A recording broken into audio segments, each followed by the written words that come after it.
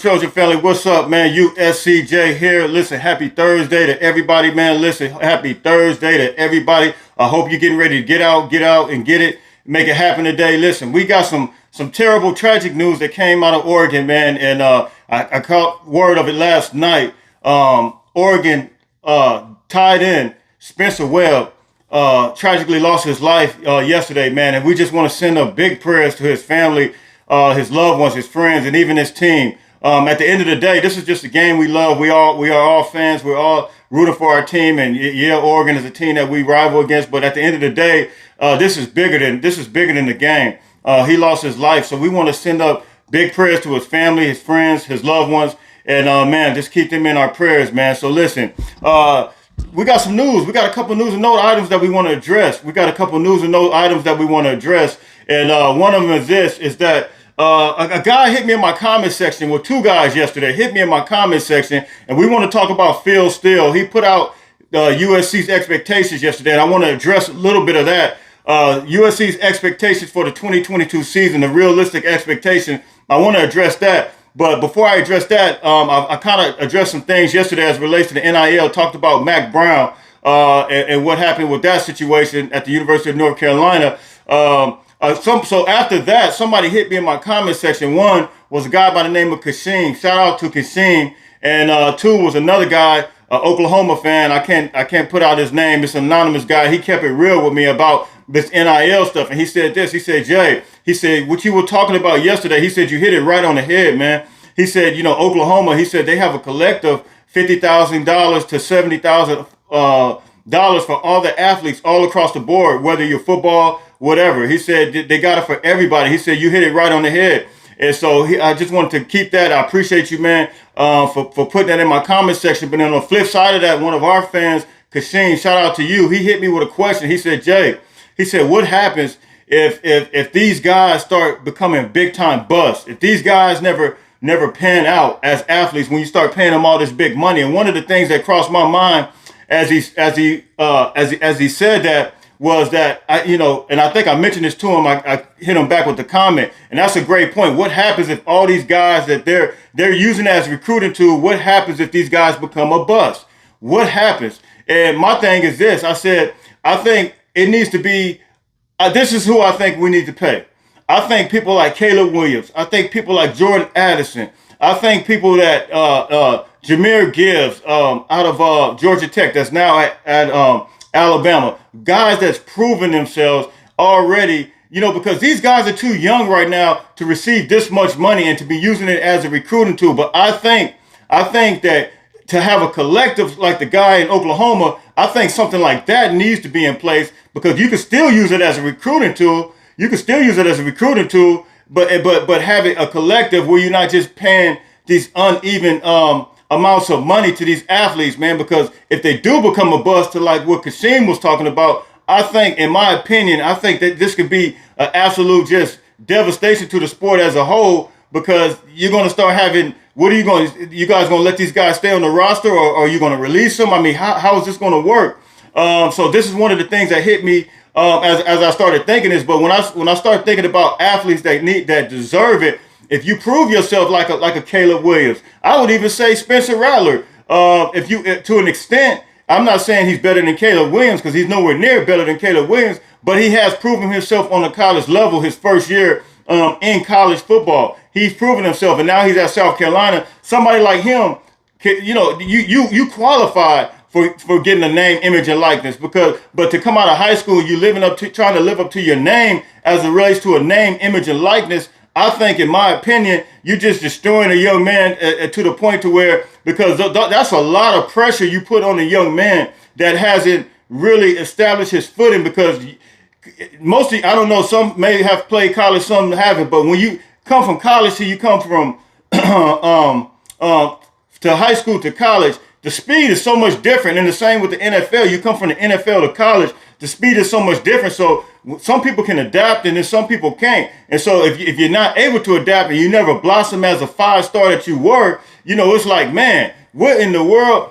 So I think they can be setting themselves up for a tragic fall, man, if they're not careful, man, and doing this thing the right way and using it for a recruiting tool. I think the athletes deserve the big money if you establish yourself the first year, man. If you really establish yourself, even somebody like the Texas running back, that guy put up some numbers. He's established himself. You can pay that man the bag, man, because he is somebody special, man. But it's just putting a lot of pressure on everybody else when they getting these NIL deals, these $8 million deals coming out of high school. Now, I do think, and I said this before, I do think that, to an extent, they should get some type of money because, like I told you guys before, what happens if they get hurt? What happens if they get hurt and they're never able to play again? So you want to have some type of security. And I know, I think it was like Jadeveon Clowney for South Carolina when he was in college. He had an insurance policy, but that wasn't before he was in high school. That was after he became the dominant player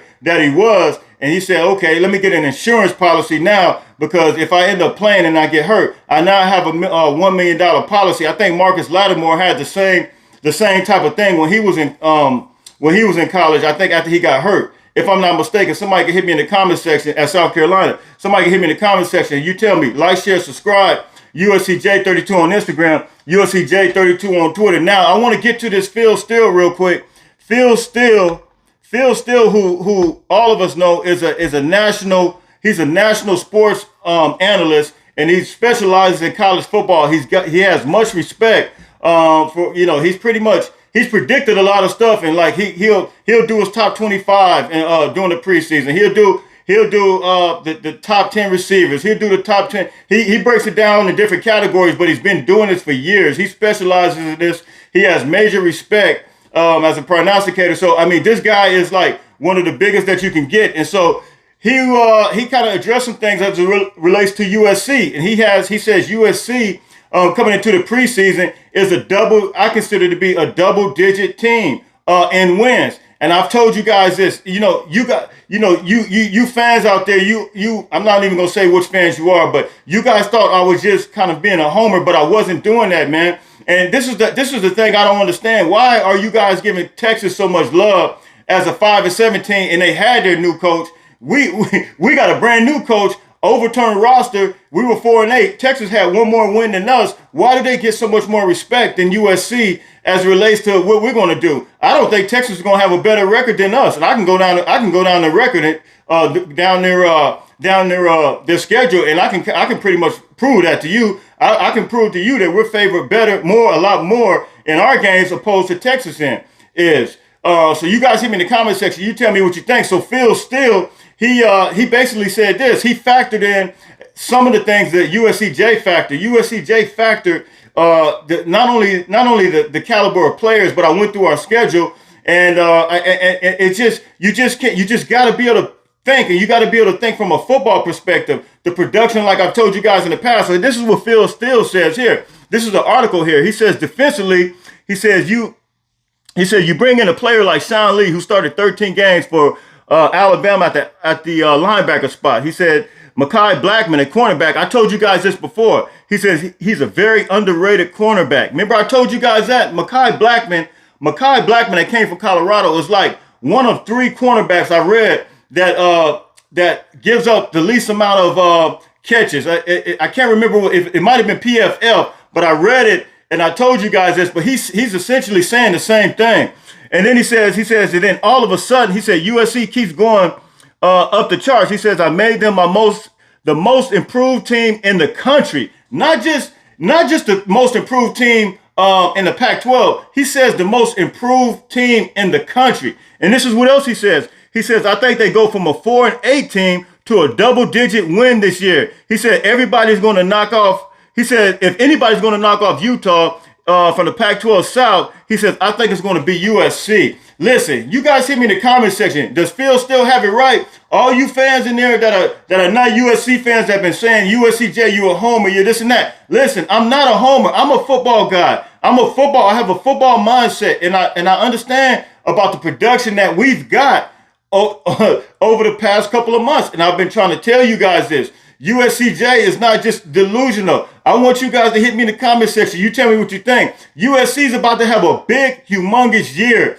You guys are going to be so shocked. And I told you from a defensive perspective, when you got a Solomon Byrd that came from Wyoming, you got Sean Lee, you got Ramilo Height, you got all of these guys, man. Eric Gentry. I mean, we got guys that were starters on other teams that are now coming here. And we about to listen, we almost here, baby. USC is almost here. We got a couple of more. The end of this month. Hey, game is about to be over. Listen, it's about to be go time. It is about to be go time. And some of that winning that we do on this field is going to help with the recruiting. It's going to try to hopefully help us balance out some of this stuff, because, I mean, we've been seeing some crazy stuff going on. But listen, we about to eliminate our minds from all this crap that's been going on, all the hate that's been going on. Listen, it's about to be go time. USCJ, hey, listen, I tried to tell everybody. I told you guys, I threw away the key. It's about to be go time. I threw away the key to get on the train. The key is no longer there. It's no time to get on now. If you wasn't on before, do not even try to attempt to get on now. Phil Steele is confirming everything that USCJ's been talking about. Listen, you guys hit me in the comment section. You tell me what you think. Like, share, subscribe. USCJ32 on Instagram. USCJ32 on Twitter. Fight on, fight on, fight on.